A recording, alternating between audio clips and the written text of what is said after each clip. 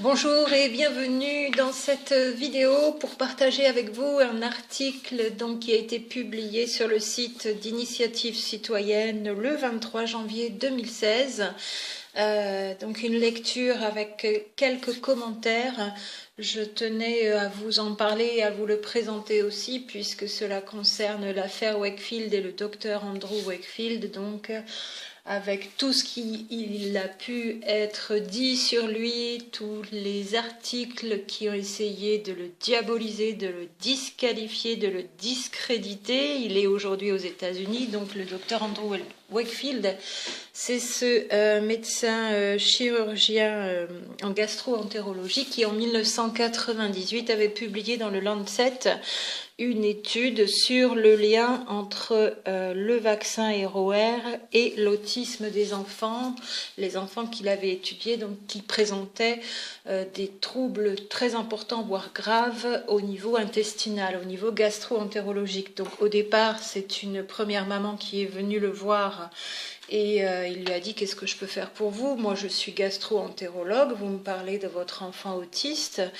Et elle lui a dit: mais docteur, il souffre vraiment beaucoup au niveau intestinal, il a beaucoup de symptômes et une pathologie au niveau intestinal, vraiment en corrélation aussi avec son autisme. Et c'est de là que tout est parti et qu'il s'est mis à s'intéresser à ce sujet et ensuite à faire cette publication donc dans le Lancet, journal médical.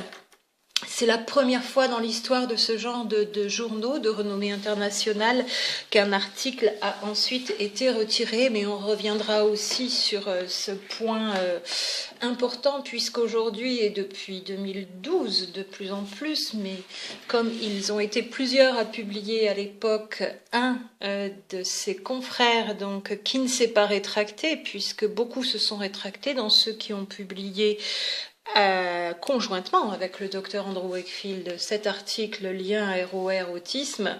Un de ceux qui ne s'est pas rétracté est parti en procédure puisqu'il avait lui aussi été accusé et a gagné dernièrement.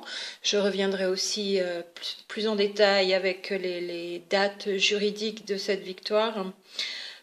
Contre le journaliste notamment et contre les accusations qui étaient portées sur lui comme sur le docteur Wakefield. Donc c'est très très long depuis 1998, mais ça avance et de plus en plus. Donc il ressort, ou il ressortirait, jusqu'à temps que toutes les preuves apparaissent au grand jour, que le docteur Wakefield n'a pas fraudé, que le docteur Wakefield n'a pas menti, que ce dont il a été accusé, ce sont de fausses accusations, uniquement parce que ce qu'il publiait avec ses confrères gênait beaucoup l'industrie du vaccin, basé donc sur un fameux lanceur d'alerte du CDC, Center of Disease Control aux États-Unis, le fameux docteur William Thompson, qui a donné des informations à un autre médecin, père d'un fils autiste, donc le docteur Brian Hooker, et c'est ce docteur Hooker qui avait alerté à cette époque donc le docteur Wakefield et ses autres confrères ensuite qui ont publié cet article sur des données du CDC entre le lien ROR autisme qui étaient connus mais qui ont été manipulés, retravaillés et cachés. C'est en train de ressortir, sachant qu'avec la nouvelle présidence des États-Unis en janvier 2017, il y a eu des investigations dans les bureaux du CDC et que l'on sait aujourd'hui que l'activiste écologique John Kennedy Jr., le neveu de Kennedy, président des États-Unis assassiné, a été nommé par l'actuel président des États-Unis sur le travail sur la vaccination au niveau de l'État, au niveau du gouvernement des États-Unis. Donc voici cet article Dr Andrew Wakefield, un discours courageux et exceptionnel dans une mer de silence, le 23 janvier 2016 sur le site Initiative Citoyenne. Cette allocution d'1h30 du docteur Andrew Wakefield a été présentée au Wisconsin le 2 décembre 2015. Il s'agit d'une des plus brillantes conférences du docteur Wakefield qui vaut vraiment la peine d'être entendue. Il donne un brillant aperçu de l'état actuel de la controverse sur les vaccins aux États-Unis et il décrit l'avenir sinistre qu'il nous faudra vivre si les choses ne changent pas. Il s'agit d'une crise médicale et aussi des droits de l'homme. Donc cette conférence de 2015, du 2 décembre 2015, vous l'avez ici au-dessous, donc, et elle est disponible pour être visionnée sur YouTube. Les forces qui nous sont opposées sont énormes et incroyablement bien financées. Le pouvoir et le contrôle de l'industrie pharmaceutique importent plus aux élus que le bien-être de leurs électeurs. Ces forces contrôlent aussi les médias. La plupart des Américains n'ont pas la moindre idée de l'horrible fraude qui se déroule sous leurs yeux. Donc c'est un article qui fait l'état des lieux sur la vaccination aux États-Unis, mais on peut vraiment faire le parallèle avec nous ici en France et en Europe. On est vraiment de manière similaire concernés de la même façon, sachant que le docteur Wakefield a immigré aux États-Unis, mais est médecin anglais. Wakefield parle des événements récents, notamment de l'affaire William Thompson, le lanceur d'alerte du CDC, et la manière dont l'épidémie de rougeole de Disneyland a conduit à faire supprimer toute possibilité de choix en Californie. Se basant sur le camouflage de l'étude sur le ROR et sur la révélation d'un lanceur d'alerte de Merck, il explique au public comment lutter contre la loi d'obligation vaccinale et comment pouvoir gagner. J'ai résumé et repris les passages les plus importants de la conférence. Je suis certaine que vous serez d'accord avec moi pour saluer son discours courageux et exceptionnel dans une mer de silence. Ces efforts n'auront pas été déployés en vain. C'est signé Anne Dachel. Donc cette conférence du 2 décembre 2015 au Wisconsin s'appelle Leadership and Longevity. d'1h38, vous la trouvez sur le site, voilà, dans cet article, hein, vous allez voir Initiative citoyenne sur leur site internet et vous trouverez cet article. Il ne vous reste plus qu'à cliquer sur la vidéo YouTube, sinon vous la retrouvez directement dans YouTube. Ici une photo du Dr Wakefield. Introduction. Essayez tout juste d'imaginer que vous fassiez ce que vous aimez et que brusquement tout le monde commence à vous critiquer. Pourriez-vous vraiment gérer la situation? Eh bien, c'est exactement cela qui fut la vie de cet homme au cours de la dernière décennie. Andrew Wakefield. On le cite donc dans cet article.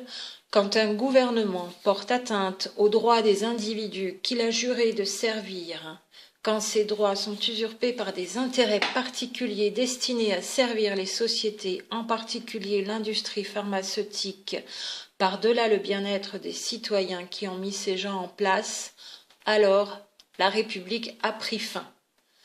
Parlant de l'explosion des taux d'autisme et de ce que cela signifie pour l'avenir de notre comté, Wakefield déclare « Cette tendance se poursuit et il n'existe aucun signe qu'elle va s'apaiser. » À moins, j'ajouterais que la population en masse s'indigne et s'insurge devant cette fraude depuis tant d'années et les dégâts que ça cause au niveau de la santé publique et des êtres humains, en plus des droits qui sont bafoués. Les médecins ne peuvent rien faire seuls si ce ne sont pas les familles, les parents qui montent au créneau. On en reparlera aussi par ailleurs sur dans quel ordre ça peut marcher parce que ils sont pris en sandwich, comme je le dis par ailleurs dans d'autres vidéos. Ça ne veut pas dire qu'ils n'ont pas leur responsabilité, qu'ils ne peuvent pas faire quelque chose. En 2011, il y a eu une pétition entre médecins généralistes qui avait été signée pour arrêter ces ordres de survaccination. Voilà, beaucoup de médecins n'en pensent pas moins. Depuis l'hépatite B 1994, ces campagnes de vaccination dans les collèges et lycées, depuis le H1N1 et sur le garde d'asile et sur le ROR, mais eux, sont en exercice avec l'ordre de prôner cette vaccination. Vous, parents, vous avez la liberté, entre guillemets, de vous positionner haut et fort en le disant, donc sur « c'est trop dangereux pour mon enfant, il y a trop de risques, regardez toutes ces études qui s'accumulent, tout ce qui a été caché, toute cette fraude, c'est très très très grave avec toutes celles et tous ceux qui l'ont camouflé, qui l'ont aidé cette fraude, hein, qui ont fait le silence, donc journalistes y compris d'ailleurs. Au-delà de ceux qui ont été payés pour laminer le docteur Wakefield, notamment, on en reparlera aussi. Donc il est pessimiste dans sa déclaration ici, le docteur Wakefield, il dit « cette tendance se poursuit et il n'existe aucun signe qu'elle va s'apaiser. » Cela dit, on vit une époque formidable et les choses peuvent changer très vite. C'est qu'une question d'investissement et de volonté ferme et absolue. Donc Wakefield cite le docteur Stephanie Seneff du MIT, Massachusetts Institute of Technology, toujours, donc pas rien, hein, le docteur Stephanie Seneff, qui prédit que le taux d'autisme sera de 1 enfant sur 2 en 2032. Pour un enfant qui naît aujourd'hui, le risque d'autisme est d'1 enfant sur 25. Pour le moins. Il ne s'agit pas de troubles génétiques, il s'agit d'un trouble lié à l'environnement, j'irai plus loin, c'est un trouble d'origine humaine.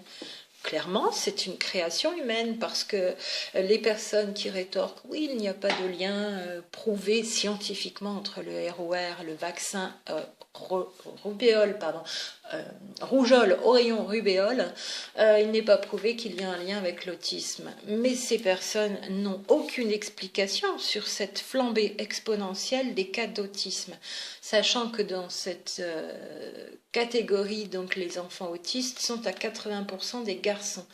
Quelle société est-on en train de construire? Quelle que soit la cause de l'autisme, on doit la trouver. Et s'il y a une piste sur la vaccination, notamment la vaccination ROR ou le mercure ou l'aluminium ou un mix de tout ça, on doit faire toute la lumière. On doit arrêter de dire non, c'est pas possible, on ne cherchera pas de ce côté-là parce que la vaccination, c'est impossible.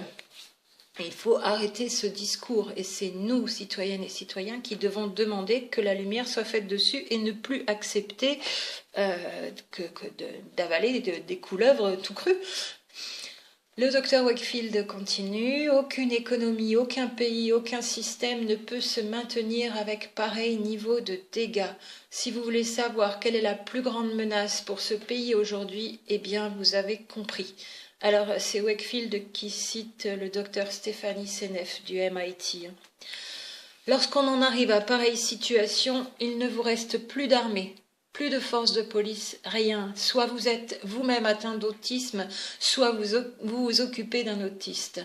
La société, comme nous la connaissons aujourd'hui, cesse d'exister. Voilà le futur auquel nous sommes confrontés, à moins que quelque chose de spectaculaire puisse se passer.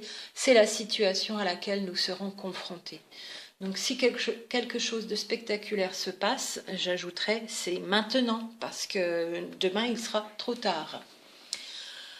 Wakefield poursuit en parlant de l'autisme dans le monde et comment ce drame est à mettre en relation avec l'augmentation spectaculaire du nombre de vaccins que reçoivent les enfants, comme aussi avec la protection dont jouissent les fabricants de vaccins.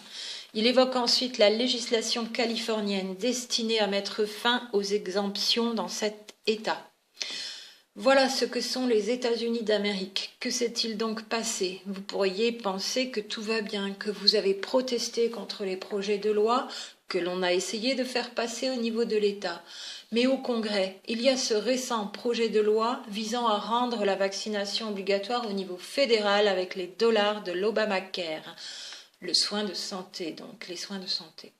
Alors c'est une conférence et un discours des déclarations de 2015, hein, pas de 2017, ça a évolué depuis la nouvelle présidence notamment. L'État pourra recevoir ces dollars ou tombera sous la menace de se les voir retirer s'il ne vote pas une loi rendant la vaccination obligatoire.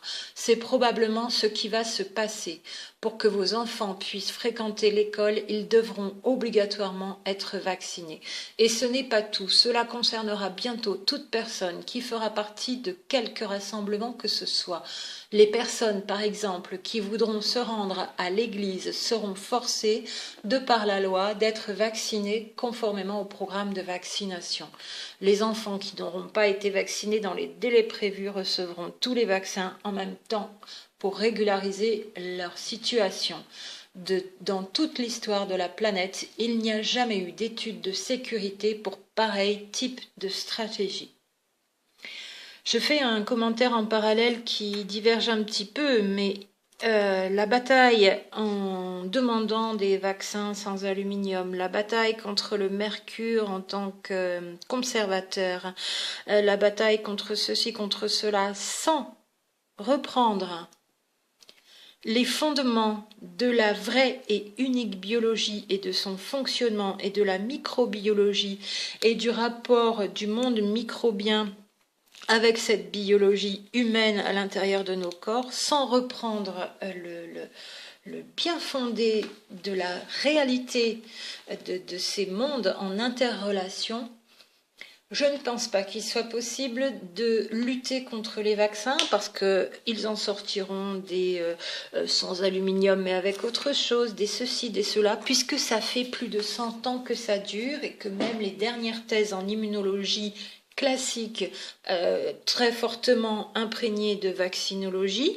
J'en ai une, deux, trois, quatre sous le coude, là, ces étudiants doctorants donc, qui viennent de rédiger leur thèse, continue de dire, voilà ce qu'on a trouvé ici sur les lymphocytes T, les lymphocytes B, ça permettrait de trouver des vaccins qui marcheraient mieux et plus sécuritaires. Et sans arrêt, toutes ces nouvelles thèses depuis 10, 15, 20 ans concluent que cette trouvaille dans cette thèse permettrait d'avoir des vaccins plus fiables, plus efficaces et plus sécuritaires.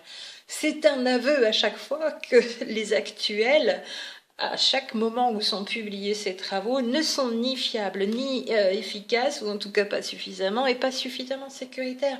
C'est écrit dans les travaux d'immunologistes et de certains travaux en relation.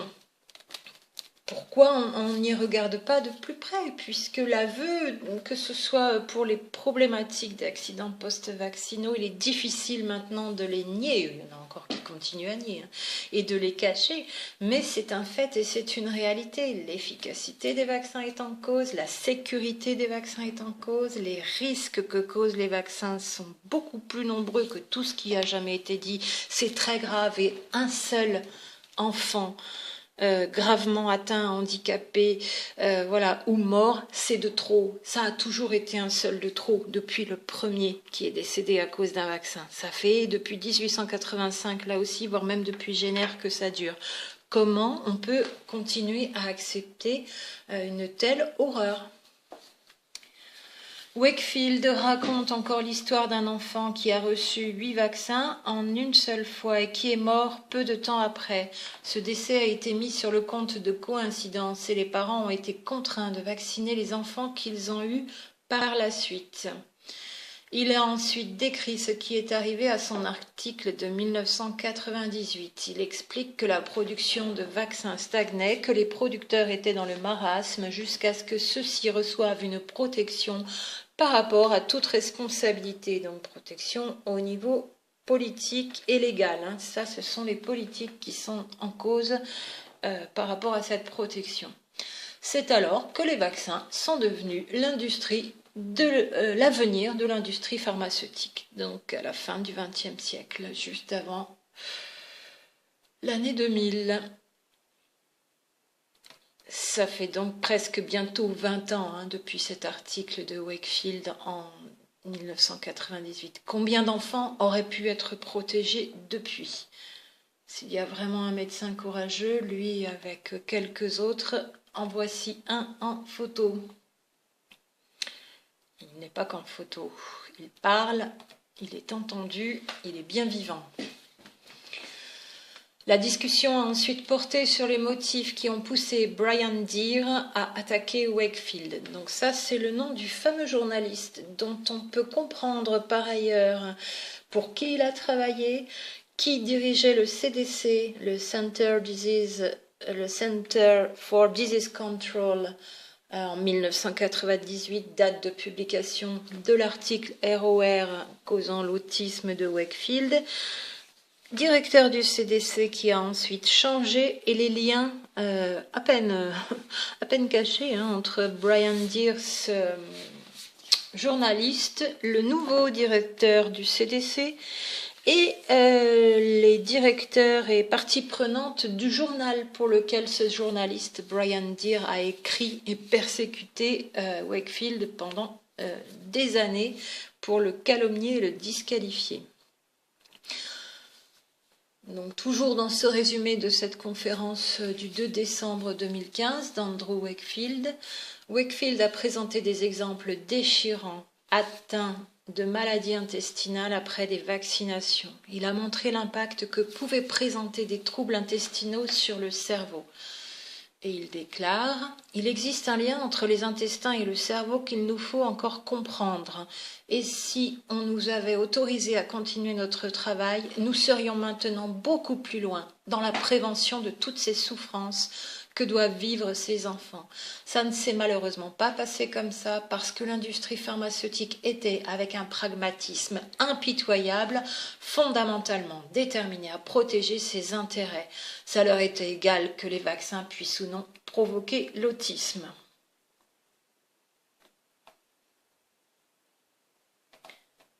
Voici Andrew Wakefield, toujours. Dans sa conférence, donc, Wakefield a ensuite cité le cas de la thalidomide qui a provoqué de terribles malformations congénitales chez les enfants dont les mères avaient pris le médicament pour les nausées matinales. Il a fallu 50 ans. 50 ans pour que la société pharmaceutique reconnaisse que ces médicaments avaient causé ces problèmes. Comment on peut oublier de pareils scandales et de pareilles horreurs ? Et ça recommence à chaque fois pour cautionner le déni. Plutôt que de, dès le premier jour où il y a une alerte, dire « Oups là, on met tout le monde, on enquête et stop à toutes les pratiques en doute ». Wakefield poursuivit en décrivant les tactiques utilisées par les fabricants de vaccins qui, à l'époque, savaient qu'une version du vaccin ROR provoquait la méningite. Plutôt que de retirer le vaccin, ils lui ont simplement donné un autre nom et l'ont vendu dans différents pays, entraînant une énorme augmentation des cas de méningite dans ces pays. C'est cela, la moralité de ces gens avec lesquels nous avons affaire. Wakefield a ensuite évoqué le cas de William Thompson, chercheur senior dans la division vaccins au CDC, Centre de contrôle et de prévention des maladies, donc Center for Disease Control aux États-Unis. Donc le docteur William Thompson, qui est ce fameux lanceur d'alerte du CDC. Wakefield a expliqué que le docteur Thompson avait reconnu auprès du docteur Brian Hooker, père d'un enfant autiste, que, depuis une dizaine d'années, l'agence connaissait le lien entre le vaccin ROR et l'autisme et s'était arrangée pour le camoufler. Wakefield a précisé qu'il s'agissait du début de la mise à jour de la plus grande fraude de l'histoire médicale. C'est sûrement pour ça qu'il y a eu autant de forces adverses, je dirais en commentaire, pour enterrer cette affaire et que la vérité ne se sache toujours pas. L'étude à laquelle se référait Thompson portait sur des enfants d'Atlanta.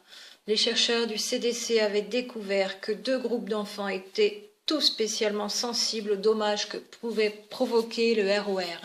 Les garçons afro-américains et les autres enfants, quelle que soit leur race, qui s'étaient développés donc normalement jusqu'à l'âge de 12 mois.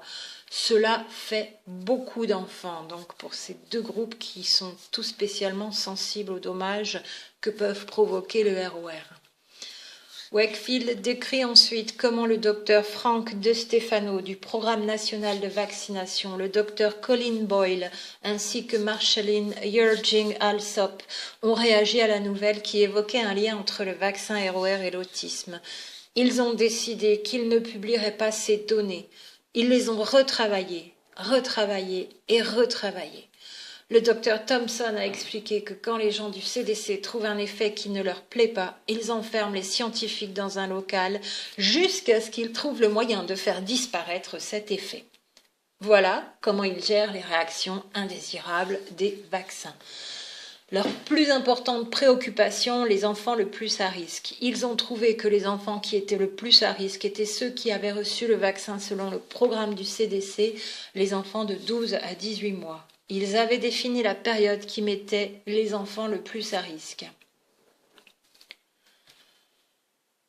Wakefield fait remarquer que le CDC aurait pu utiliser le résultat de ses recherches pour modifier le programme vaccinal, reporter le vaccin ROR à une date ultérieure et par là même réduire de beaucoup le risque d'autisme chez les enfants. Ils ne l'ont pas fait. Ils ont sciemment, volontairement et imprudemment mis en danger des millions et des millions d'enfants américains pour se protéger eux-mêmes, pour protéger la politique vaccinale et peut-être aussi pour protéger leurs amis de l'industrie. Wakefield a qualifié ce comportement de totale hypocrisie. Il a expliqué que le CDC avait retardé la publication du document et travaillé pour en modifier les conclusions.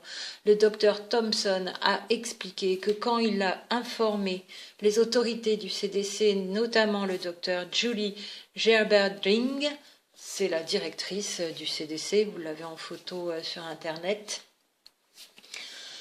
qu'il allait devoir présenter les résultats de l'étude à la réunion de l'Institut de médecine en 2004. Donc ce docteur Thompson a été menacé de perdre son poste. Il fut menacé de perdre son poste.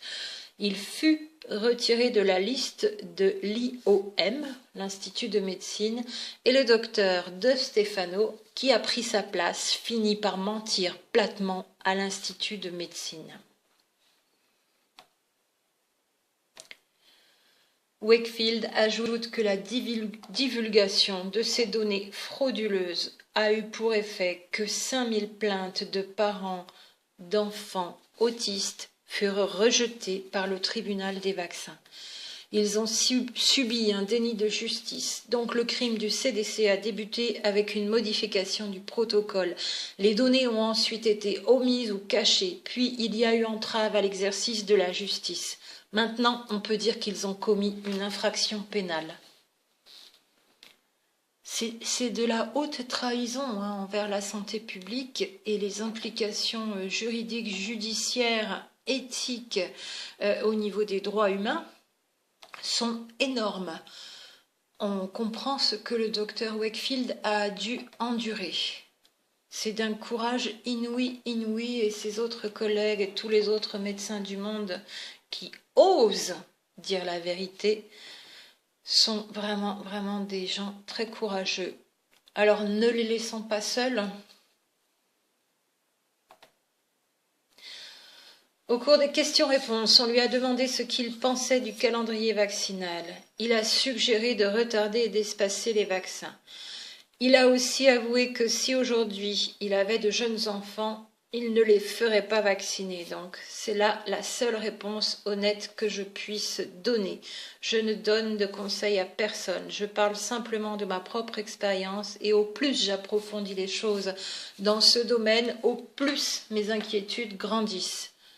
Donc on constate encore qu'en décembre 2015, il n'a même pas un discours anti-vaccinal absolu, puisqu'il conseille d'espacer et de retarder.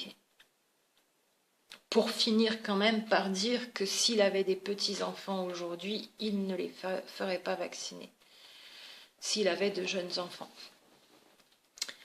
Age of Autism a publié à de nombreuses reprises les questions qui pouvaient se poser à propos du docteur Wakefield. En voici quelques-unes. Donc dans cet article sont proposés tous les liens. Ce sont des liens avec des articles derrière en anglais. On ira voir dans un second temps. Donc le lien entre les fraudes du CDC avec le docteur De Stefano, son article et l'affaire Thorsen pour le premier article. Le deuxième article, le CDC admet la possibilité que des vaccins soient rarement en lien avec l'autisme. On avance un petit peu. C'est donc un aveu en totale contradiction avec les autres positions précédentes où il était affirmé de manière absolue qu'il n'y avait aucun lien entre les vaccins et l'autisme. Un troisième article, donc l'injustice manifeste, le résultat, la fin du résultat d'une fraude scientifique. Et puis encore un quatrième article donc sur femmes noires, lanceurs d'alerte sur les vaccins. Voilà, je ne connais pas ces articles, ils sont cités. Si vous voulez aller les voir et que vous lisez l'anglais, vous pouvez y aller de même aussitôt. C'est l'intérêt d'avoir tout un tas de sources pour étayer la conférence du 2 décembre 2015 du docteur Andrew Wakefield, qui est aussi ici résumé dans un article et proposé sur le site d'Initiative Citoyenne, toujours, que l'on remercie pour le travail formidable qu'elles font depuis qu'elles ont ouvert ce site après la grippe H1N1 et la fausse pandémie. Commentaire de Laura Hayes, maman d'un enfant gravement handicapé par la vaccination. Merci beaucoup Anne pour cet excellent résumé de la très belle conférence du docteur Andrew Wakefield. J'ai été particulièrement ravie que le docteur Wakefield ait déclaré publiquement qu'il ne ferait pas vacciner ses enfants s'il devait en avoir aujourd'hui. Il aura fallu pas mal de temps pour qu'un médecin puisse prononcer ces paroles, et comme d'autres médecins informés l'ont aussi fait. On en avait tant besoin et on les apprécie tellement. Merci Andy pour vos paroles audacieuses. Il faut espérer qu'elles vont permettre à d'autres de s'enhardir. Je crois qu'Andy a raison de ne pas se braquer sur l'argument du choix personnel. Effectivement, pour commentaire encore, les personnes qui souhaitent s'abstenir quant à la vaccination n'obligent absolument pas les personnes qui veulent se vacciner à ne pas le faire. Il n'y a aucun souci pour quelqu'un qui ne fait pas ce choix d'accepter pleinement le choix de quelqu'un qui veuille se vacciner ses enfants. Par contre, l'inverse n'est pas du tout vrai. Dans une intolérance, une agressivité et même une vendetta parfois assez violente. Un certain nombre d'anciens combattants ici en Californie ont essayé sans relâche d'obtenir des réactions par rapport aux informations qu'ils avaient récoltées sur les terribles dangers des vaccinations, comme aussi sur leur inexcusable inefficacité, malheureusement trop réelle et omniprésent. Mais ils ont été ignorés et mis en minorité maintes et maintes fois. Donc les anciens combattants ici réclament voilà, que la lumière soit faite. Donc ils ont vraisemblablement été victimes de saboteurs qui ont pris la direction de cette politique et ont gagné plusieurs personnes à leur cause. En 2016, il faut que les gens se réveillent et agissent rapidement et avec pleine détermination. 3 points sont à l'ordre du jour. Supprimer les obligations vaccinales. Les obligations vaccinales, pas les vaccins. Après, chacun fait ce qu'il veut. Supprimer les obligations vaccinales, restaurer les droits individuels et parentaux pour la prise de décision en matière d'intervention médicale. Ça s'appelle la liberté de choix thérapeutique au niveau européen, pour laquelle on travaille aussi.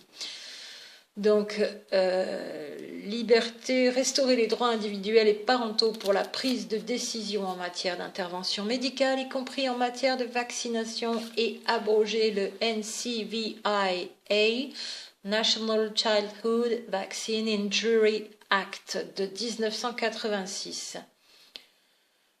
Quiconque n'est pas d'accord avec ces 3 volets à l'ordre du jour reste une personne passive ou pire encore.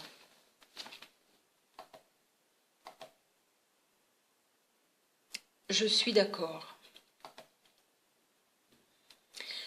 avec cette conclusion.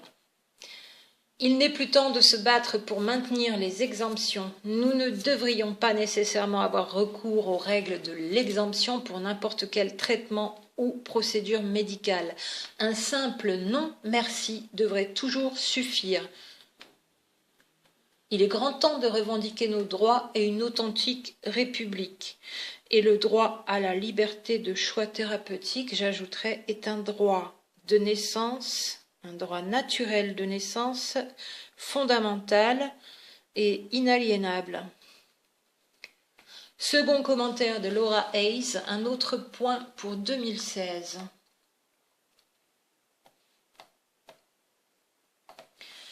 Faites savoir le fait que tout médecin, infirmière ou pharmacien qui voudrait vacciner,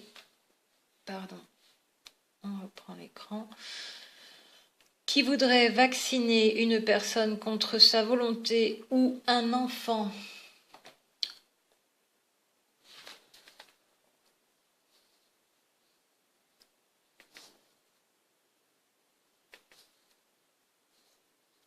contre le souhait ou la volonté de ses parents, est un monstre qui se livre à un sinistre comportement. Ces gens pourront essayer de rationaliser ou de justifier leur comportement indigne, mais il n'est pas possible de rationaliser ou de justifier l'agression d'une personne informée dont on n'aurait pas au préalable obtenu un consentement libre, volontaire et éclairé. Jusqu'à ce que la tyrannie médicale soit dans notre pays arrêtée dans son élan, donc on est aux États-Unis, mais on peut tout à fait transposer en France. Les médecins, les infirmières et les pharmaciens ont besoin de se demander s'ils ne se font pas les complices d'agressions médicales de leurs patients avec les conséquences que cela peut entraîner comme troubles, maladies, handicaps et morts prématurées. Ils peuvent aussi se demander s'il ne serait pas temps de s'engager à faire tout leur possible pour s'assurer que leurs patients ne soient pas forcés de subir des traitements dont ils ne veulent pas. L'éthique médicale et professionnelle exigera une désobéissance créative jusqu'à ce que la médecine obligatoire soit abolie dans notre pays. J'espère très sincèrement que les médecins, les infirmières refuseront activement de s'engager dans une médecine forcée, qu'ils le feront clairement savoir, qu'ils feront tout le nécessaire pour aider leurs patients à éviter une médecine obligatoire et qu'ils contribueront à aider les personnes de leur profession à trouver la voie morale et juste en utilisant quelque forme que ce soit de désobéissance créative qui s'avérerait nécessaire pour protéger leurs patients parce que leur devoir est d'aider et de soulager. Quelle différence y a-t-il entre un médecin, une infirmière ou un pharmacien qui voudrait vacciner un patient contre sa volonté ou un enfant contre la volonté de ses parents sans consentement volontaire, libre et éclairé, et une personne qui en contraindrait une autre à se soumettre à quelque type que ce soit d'invasion ou d'agression corporelle contre sa volonté. Il n'y a pas de différence. Il conviendrait que les médecins, infirmières et pharmaciens aient la sagesse de comprendre. Ça, c'est le commentaire donc de Laura Hayes à cette conférence d'Andrew Wakefield du 2 décembre 2015. Avec le commentaire de cet article donc que je tenais à porter à votre connaissance. On pourrait faire vraiment de nombreux autres articles et commentaires sur la tournure que prend aujourd'hui l'affaire Wakefield et de plus en plus l'avènement de la vérité donc, qui est en train de sortir et le fait qu'il soit de plus en plus complètement blanchi pour qui pensait encore qu'il était coupable d'une horrible fraude. Il va bientôt ressortir complètement blanchi de toutes ces accusations. Donc toutes les personnes qui se sont servies toutes ces dernières années dans les journaux, dans les articles, dans les vidéos, des arguments contre ce médecin se sont servis de mensonges pour le disqualifier.